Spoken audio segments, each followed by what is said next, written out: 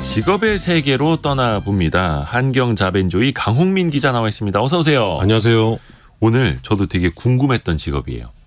그 수많은 CCTV들. 이게 통계를 보니까 한국인터넷진흥원에 따르면 2021년 기준으로 우리나라에 있는 CCTV가 1,600만 대. 굉장히 많죠. 이게 2년 전 데이터니까 지금 훨씬 더 많아졌겠죠. 네. 근데 이 많은 CCTV 영상을 지켜보는 사람들. 관제 요원을 만나보는 시간이잖아요, 오늘. 예. 이야, 관제 요원 어떤 일을 하는 분들입니까? 그 영화를 보신 분들은 아시겠지만 그 차태현 씨가 주연으로 나왔던 그 슬로우 비디오. 아, 재밌게 봤습니다. 네. 예. 그 영화의 이제 배경이 되기도 했었던 이 관제센터인데 네. 이 관제센터를 간단하게 설명을 해드리면 일상생활에서 이제 시민들의 안전을 이 CCTV를 통해서 예방을 하고 사건 사고를 해결하는 실마리의 역할을 한다라고 네. 이렇게 정의를 할 수 있고요. 예를 들어서 이제 아이들이나 치매 노인이 길을 잃었을 때 이 CCTV를 통해서 찾아준다거나 폭행이나 절도 같은 이제 사건 사고가 발생했을 때 경찰과 공조해서 사건을 해결하는 이 역할을 관제 요원이 하고 있습니다. 이야, 어떻게 찾는지는 뒷부분에 한번 여쭤볼게요. 우선은 강 기자가 직접 만나고 온 분은 어디서 어떤 일을 하시는 분이에요? 네, 제가 만난 분은 이 강남구 도시관제센터에서 14년간 근무한 분이었는데 네.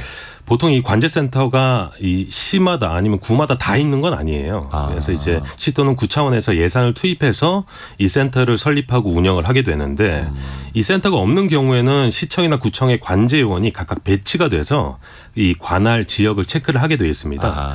이 강남구 관제센터는 2005년부터 이제 센터로 운영되기 시작했는데 네. 현재 38명의 이 관제 요원이 4개 조로 운영이 되고 있고요. 강남구 전체 이제 7,243대의 CCTV를 24시간 이 요원들이 주시를 하고 있습니다. 몇 대를요? 7,243대. 굉장히 많죠. 이야, 7,200대를 한 3개조, 4개조로 돌아가면서 이걸 계속 보는 거예요? 전국에서 가장 큰 규모입니다. 아, 거기가. 네. 야, 가면은 모니터 엄청나게 이제 한쪽 벽면이 다 모니터고 막 그런 거. 그렇죠. 저희가 이제 뉴스에서 봤을 때 이 상황실이라고 해서 네네. 큰 모니터 있잖아요. 그런 게 설치가 되어 있습니다. 아니, 그걸 다 어떻게 보고 있지?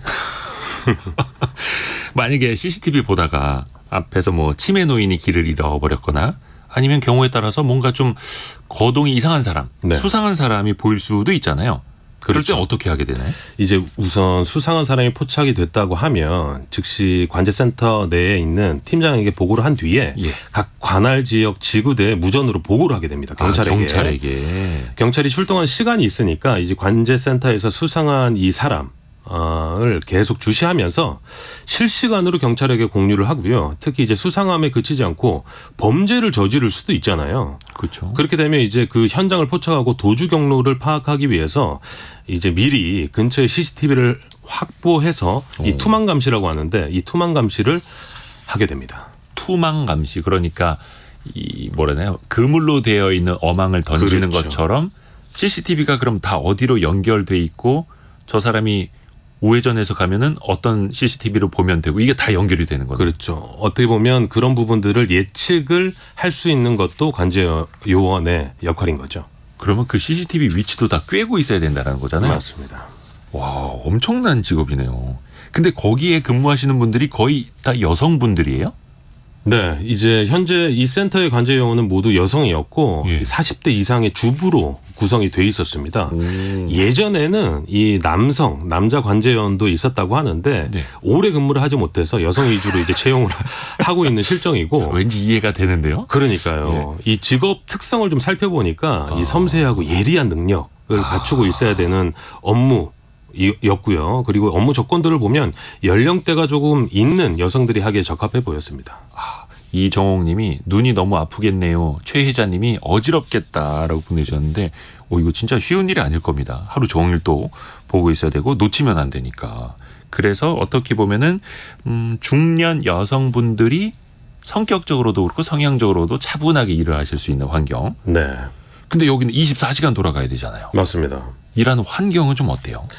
아까 제가 말씀드린 대로 이제 4개 팀이 있는데 4조 2교대로 순환 근무를 하고 있습니다. 이제 주간은 8시 30분부터 오후 6시까지, 야간은 6시부터 다음날 8시 30분까지 근무를 하는데 아무래도 주야간으로 근무를 하다 보니까 이 생체 리듬이 초반에는 좀 불균형해진다는 단점이 있었고요. 그렇겠네요. 아까 말씀하신 대로 이제 요원 한 명당 모니터가 8대가 주어지는데 거기에서 이제 쪼개서 CCTV를 확인을 하게 됩니다. 네. 계속 모니터를 주시를 해야 되는 업무라 눈의 피로감이 굉장히 상당하다고 합니다. 그래서 이제 누적이 되다 보니 이 눈 관리를 잘 해야 될 필요성도 있고요. 반면에 이제 경찰과의 공조로 범인을 검거했을 때 이런 상황들이 좀 자주 발생을 하는데 특히 이 범죄 현장이나 범인을 최초로 발견한 요원 그리고 경찰과의 공조 역할을 한 요원들에게는 관제 점수라는 게 부여가 됩니다. 그래서 이게 쌓이게 되면 연말에 상, 표창장을 받기도 합니다. 그렇죠. 그래야죠. 그래야지 그분들 눈 아프게 하루 종일 쳐다보고 있는데 성과에 대한 보상이 있어야죠, 당연히. 예. 혹시 긴박한 상황 이런 거 좀 있었을 거 아니에요? 가장 기억에 남는 사건 뭐가 있었는지 좀 전해주세요. 제가 인터뷰한 당일에도 그 오전에 이 마약을 투약한 사람을 발견해서 검거를 했다고도 하더라고요. 근데 이제 가장 기억에 남는 사건을 물어보니까 예전에 승객이 택시기사를 폭행하고 택시를 뺏어서 달아난 사건이 있었는데 아예 택시를 뺏어서 달아난. 맞습니다. 그래서 신고가 들어와서 사건 발생 지점 주변을 투망 감시로 모니터링을 하던 와중에 강도가 골목 모퉁이에 택시를 버리고 이제 도주를 했습니다. 네네네. 그때 이제 투망 감시를 하던 팀원이 범인이 택시를 버리고 도망을 갔으면 반드시 다시 택시를 잡을 것이다. 다른 택시를 또 잡을 거다. 그렇죠. 도망가기 위해서. 그걸 이제 미리 예측을 하고 주변 도로에 설치된 CCTV를 통해서 감시를 하고 있었는데 마침 인상 차이가 비슷한 남자가 택시를 탔다고 합니다. 그래서 이제 택시 번호를 경찰에게 공유를 하고 그걸 CCTV로 다 땡겨서 택시 번호를 보고. 그렇죠. 와. 그래서 이제 경찰이 확인해 보니까 범인이 맞았고요. 그 택시 회사에 연락해서 택시기사의 휴대폰 번호를 이제 따와서 이제 친구처럼 전화를 한 뒤에 이제 상황 설명을 한 거죠. 운전 중인 택시 기사한테 경찰이 전화를 해서 이렇게 티내지 마시라고 하고 친구처럼 이렇게 이렇게 상황 공유를 한 뒤에 경찰서로 유도를 해서 검거한 사건이 가장 기억에 남는다고 합니다. 굉장히 짜릿해. 영화네요, 영화. 하다고 그러더라고요. 네. 이야, 이런 분들 당연히 이제 관제 점수 좀 받으셨을 거고 후하게 받으셨을 겁니다. 그러면 관제 요원으로 일하려면 성격도 좀 차분해야 될 것 같고 왠지 눈도 좀 좋아야 될 것 같고 영화 보면 그 동체 시력이라고 나오잖아요. 막 움직이는 거 빨리 막 캐치 잘해야 되고 어떤 좀 유리한 조건이 있을까요? 우선 그 조건에 대해서 좀 말씀드리면 영상 처리나 컴퓨터 활용 능력이 능숙해야 하는 업무라 영상 정보 관리사나 이제 컴퓨터 활용 능력 자격증이 있으면 유리하고요. 직업 특성상 이제 수많은 화면에서 이상 감지를 해야 하는 일이기 때문에 의심되는 부분을 빠르게 캐치하고 신속하게 대응할 수 있는 센스가 좀 필요하다고 합니다. 그리고 이제 이 부분을 좀 콕 집어서 얘기를 했는데 아무래도 잠이 없는 분들이 유리하고 실적이 좋다고 합니다. 그죠. CCTV 이거 감시하다 졸면 안 되니까. 너무 졸리잖아요. 하기서 지루하기도 하죠. 근데 졸면 큰일 나는 거죠. 그렇죠. 큰일 납니다. 근데 저는 걱정이 되는 게 지금 AI, 인공지능으로 영상도 분석할 수 있는 시대지 않습니까? 그러면 그걸 또 도입할 수 있을 거고 이런 분들의 일자리가 앞으로 좀 위협당하지 않을까 싶은데요. 현재까지는 이제 강남구에 초등학교나 어린이 보호구역을 중심으로 AI 로봇 적용 구역이 조금씩 늘어나고 있는 실정인데 이분 말로는 아직까지는 로봇이 사람이 할 수 있는 섬세함을 따라가지 못한다고 하고요. 특히 이제 CCTV는 사각지대가 있잖아요.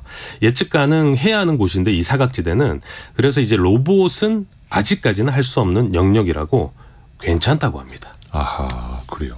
그리고 혹시나 우리가 그 CCTV를 열람해서 요청해서 볼 수 있는 것도 있다면서요? 이제 센터 내부에 정보 공개팀이 있는데 정보 공개 열람 청구서를 작성해서 CCTV 열람 요청을 하게 되면 이 팀에서 정보 공개팀에서 처리를 해주는데 다만 아까 말씀드린 대로 이제 7,000여 대가 넘기 때문에 굉장히 많은 데이터도 또 보유하고 있어야 되잖아요. 그렇기 때문에 이제 영상 보관 기간이 30일이고 그 이후에는 삭제가 된다고 합니다. 30일 이내에 우리가 살펴봐야 되는 거네요. 그래서 구청에 있는 관제센터 맞습니다. 문의를 하면 되는 거고요. 혹시 뭐 그런 CCTV 뒤져볼 일은 없어야 더 좋겠습니다만 혹시 필요할 경우에는 참고하시면 더 좋을 것 같습니다. 오늘 꿀 정보 감사합니다. 한경자벤조의 강홍민 기자였습니다. 고맙습니다. 감사합니다. 저희가 2부 때는 부동산 심리를 살펴보는 시간 같이 이어가 보겠습니다. 잠시만요.